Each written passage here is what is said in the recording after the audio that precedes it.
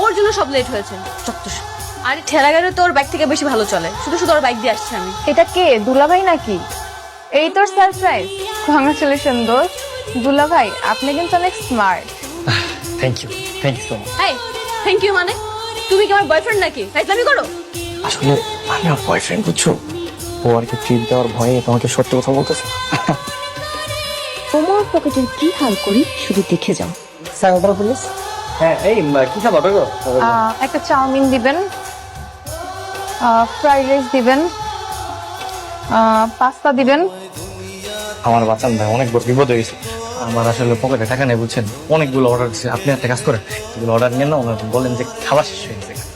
ভাই আপনার পকেটে টাকা নেই, আপনি দুইটা মেনে রেস্টুরেন্টে খেতে যাচ্ছেন। সমস্যা নাই, টাকা শোধ করার ব্যবস্থা আছে। আপনি আমার সাথে চলেন, থালা বাসন ধুয়ে দেবেন, তেলে টাকা পরিশোধ হয়ে যাবে। টাকা নেই তাই তো? খুব তো ভাব ধরে বসেছিল, দুলাভাই ডাক শুনে সব ভুলে গিয়েছিলেন। হ্যাঁ, এতগুলো খাবার অর্ডার করেছো কেন? দাও এখন বিল দাও। হ্যাঁ, তুমি বিলটা দিয়ে দাও না, মানে একটু হেল্প করো। তোমার থেকে টাকা ধার নিলাম, আমি চাকরি পেলে তোমাকে টাকাটা দিয়ে দিব, কোনো সমস্যা নেই। বাবা, তোমার বন্ধুর ছেলে আজকে আমার মান সম্মান সবকিছু নষ্ট করে ফেলেছে। আজকের পর থেকে ওকে আমার সাথে কখনো বাইরে পাঠাবো না। আরে কি হয়েছে সেটা বলবি তো? কি হওয়ার বাকি আছে মা? রেস্টুরেন্টে গিয়েছে, এক গাদা খাবার অর্ডার করেছে। বিল যেহেতু দিতে পারবে না, এতগুলো খাবার অর্ডার করবে কেন? খুব রাগ হচ্ছে, মনে হচ্ছে যে এখনই চলে যাই, তাই না? না আঙ্কেল, আসলে এমন কিছু না। আমি ঢাকায় যে কাজের জন্য এসেছি সেটা শেষ না হওয়া পর্যন্ত আমি এখান থেকে যাবো। তোমাকে যে কথা আমি দিচ্ছি সে কথা আমি রাখবো, ওয়াদা করলাম।